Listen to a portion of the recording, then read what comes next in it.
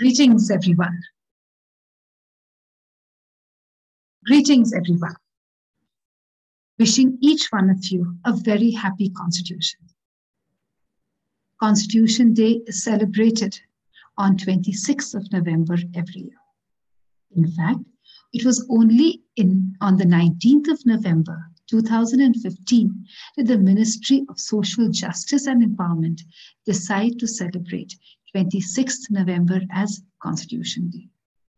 Before that, it was celebrated as National Law Day.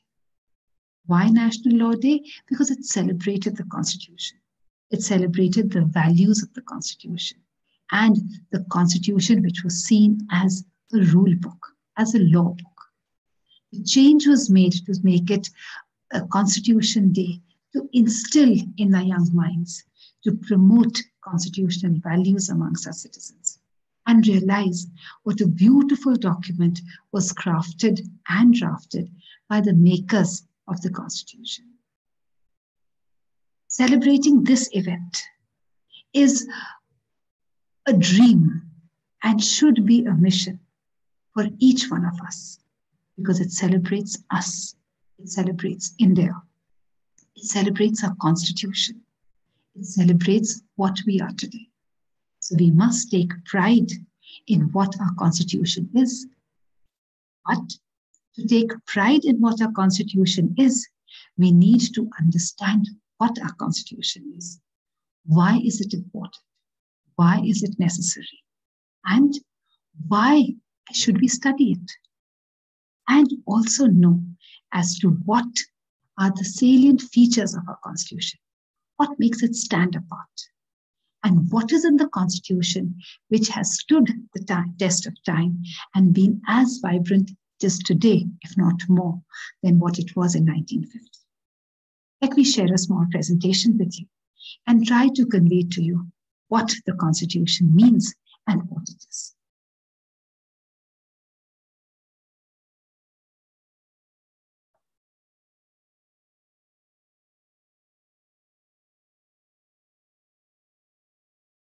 Let's celebrate today, the 26th of November. On the screen, there are a lot of pictures. A newspaper clipping of the Indian Express, which says the new constitution was adopted. The Constituent Assembly, which talks of a miniature India because it had representation, though not elected, but selected, but yet it represented the heart and soul of India.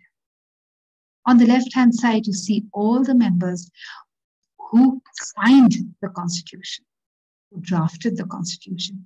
They appended their signatures on the 24th of January, 1950. On the top left-hand corner is the entire team of luminaries led by Dr. Bhimrao Ambedkar, who drafted the Constitution. On the top right-hand corner were the women who were involved in drafting the Indian Constitution. In the center, it is the date, 1946, when the Constituent Assembly of India met for the first time to write out the Constitution of India. What is a constitution? A constitution is a set of laws, principles, which may be written like it is for the Indian Constitution, or unwritten, which is like the British Constitution, on which a country is governed. Are fundamental laws and principles which tell us how a nation is governed, what can a government do, what do other political institutions do. It's a body of rules which regulates the system of government within a state. But why is a constitution important? It is important because it is a supreme law of the land. It tells you and me who is going to exercise power. It tells you and me who will exercise authority. It lays down the rules for us.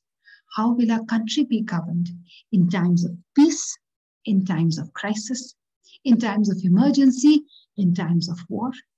It also includes a framework of amendments, because a rule book is not static. It is not constant. Amendments so that it can be changed with the changing times. So let's now study and go across as to what is a constitution and the salient features of it. The Constitution begins with the Preamble. And the preamble says, we the people, the most powerful element, the most sovereign element. It is we who give power to the Constitution. It is we who are supreme. People across the country, across states, across languages, across cuisines, across cultures. And our Constitution is based on the three pillars: liberty, equality, and fraternity. Let's see how the Constitution came into being. On the 9th of December 1946, its first meeting was held. Who was the president? Dr. Rajendra Prasad, who was elected on the 11th of December. And the drafting committee was appointed on the 29th of August 1947, headed by Dr. Ambedkar. On the 4th of November 1947, the draft constitution was submitted. On the 26th of November 1949, the complete process of drafting was done. On the 24th of January 1950, this handwritten constitution was signed by all the living members. And finally, on the 26th of January 1950, the constitution was legally enforced. It took the Constituent Assembly, the body which was responsible for framing the constitution, 2 years, 11 months, and 18 days to prepare the final draft. And almost 2,000 amendments were made before it was finalized. Every provision, every law, every rule was thoroughly discussed and debated within the Constituent Assembly before it found itself a place in the Indian Constitution. The one person responsible for this beautiful and intellectual document is Dr. B.R. Ambedkar, the first Law Minister of Free India, the chairman of the drafting committee, and rightly called the architect of the Indian Constitution. Dr. Ambedkar opined that the Constitution is not a lawyer's document. It is not just rules. It is not just laws. It is a vehicle of life. And its spirit is always the spirit of age. Therefore, the Constitution, after so many years, is still strong, still vibrant, and takes India onto the path of growth and prosperity. In fact, Dr. Ambedkar once said that however good a constitution may be, unless those who implement it are not good, it will not be good. And however bad a constitution may be, if people implementing it are good, then the constitution will be good. Let's come to some of the salient features of our constitution. It was originally written in English and Hindi only. And both these copies were signed by each member of the Constituent Assembly. The English version has 1,17,369 words. Our constitution is a long document. It took inspiration from various other constitutions. In fact, it is jokingly referred to as a bag of borrowings. Why? Because we borrowed constitutions from many other countries, like the US, where we borrowed the concept of the preamble, we the people, the Russian constitution, the French constitution, the German constitution, the Canadian constitution, the Irish constitution. But it has not been a slavish adoption. We've not just picked up rules and put them in our book. No. Every bit, every law, every aspect was thoroughly debated and discussed and seen whether it fits into the Indian scene before being fitted into the Indian Constitution. It is the longest constitution of the world. In fact, the original constitution had 395 articles divided into 22 parts and 8 schedules. Today, there are 448 articles, 25 parts, and 12 schedules. But the beauty of the document is that the numbering still remains the same. Whenever a new amendment is there, it is placed before the old one with just a suffix A, B, or C. Example, when right to education was brought about under a new article remained 21, but it was written as Article 21A. So see how beautifully the Constitution makers have structured this document. The Indian Constitution is a handwritten document. Who wrote it? Mr. Prem Bihari Narayan Raisa. He was a calligrapher, and he wrote the entire constitution by hand in a flowing italic style. And thereafter, it was published, and every page was decorated by artists from Shantiniketan. Shantiniketan, a neighborhood which was expanded by Rabindranath Tagore. Every page was beautifully decorated by all these. Borders were made, ideas were given. Every bit had an original painting to it. The original 2 copies of the Constitution are even today kept in special helium-filled cases in the Library of the Parliament of India. Coming back to the Constituent Assembly, it met for the first time on the 9th of December. And as we had seen earlier, it took almost 3 years for it to be completed. On the 26th January, the Indian Constitution was legally adopted, was enforced. And alongside was also enforced our national emblem. And what is our national emblem? The lion capital of Ashoka. It had 4 Asiatic lions standing back to back. And what do these 4 lions represent? They represent power, courage, pride, and confidence. And it was these values which were sought to be incorporated in the Indian Constitution. Do you know why 26th January was adopted for a Republic Day and enforcement of the Constitution? For the simple reason that on the 26th of January 1930, India had declared Poorn Swaraj. The Indian Congress in Lahore session had decided that now we want complete independence.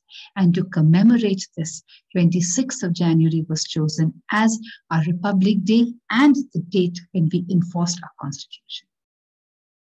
Our Constitution has survived for so many years. And in these 72 odd years, it has been amended 104 times. The last amendment was the 104th Amendment Act. There are, in fact, another 20 bills which are still pending for Parliament approval, which can be made into amendments. But as of now, there are 104 amendments, and the 104th Amendment basically increased the reservation deadline for another 10 years. This brings us to another argument. Some critics argue that in 72 years, we amended the Constitution 104 times. Is there a need to change the Constitution? Should we rewrite a new Constitution? Should we have a new Constitution?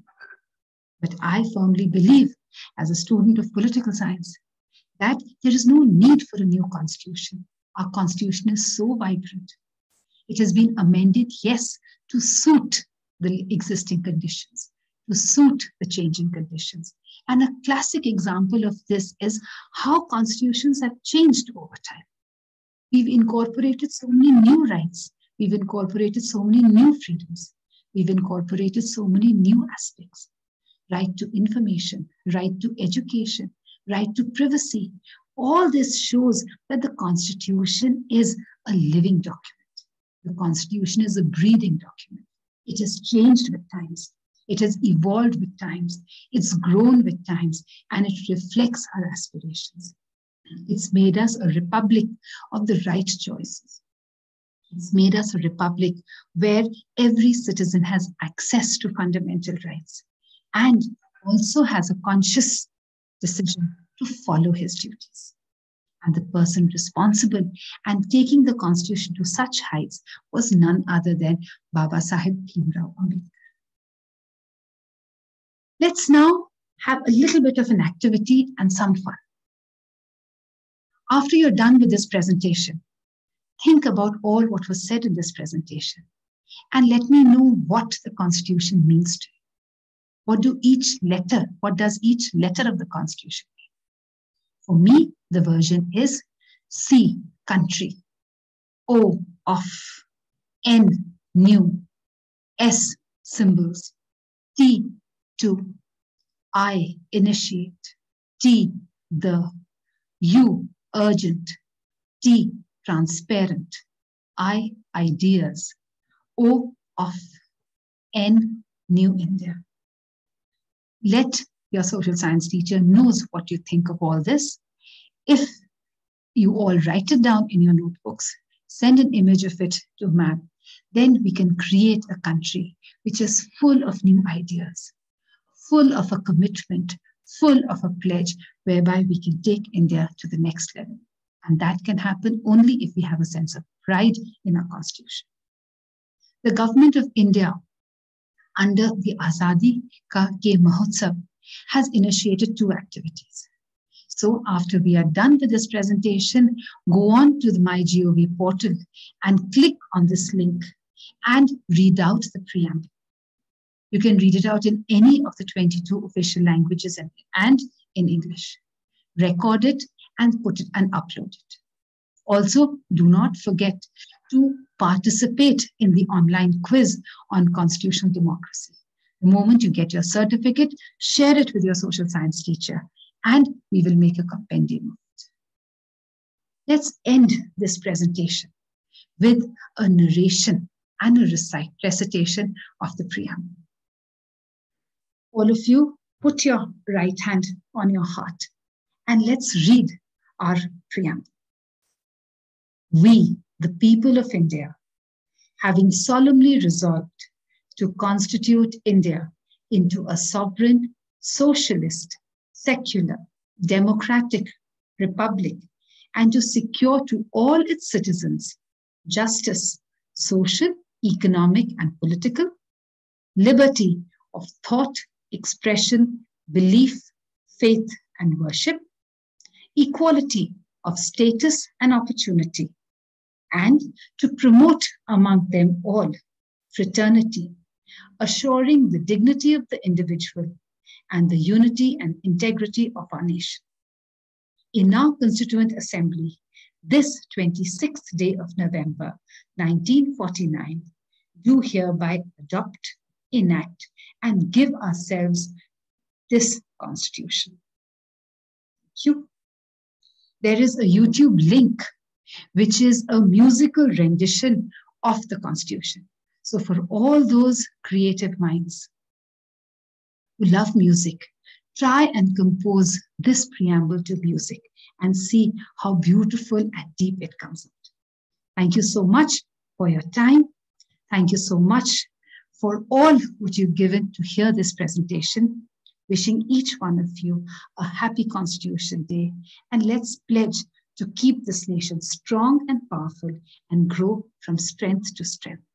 God bless you all.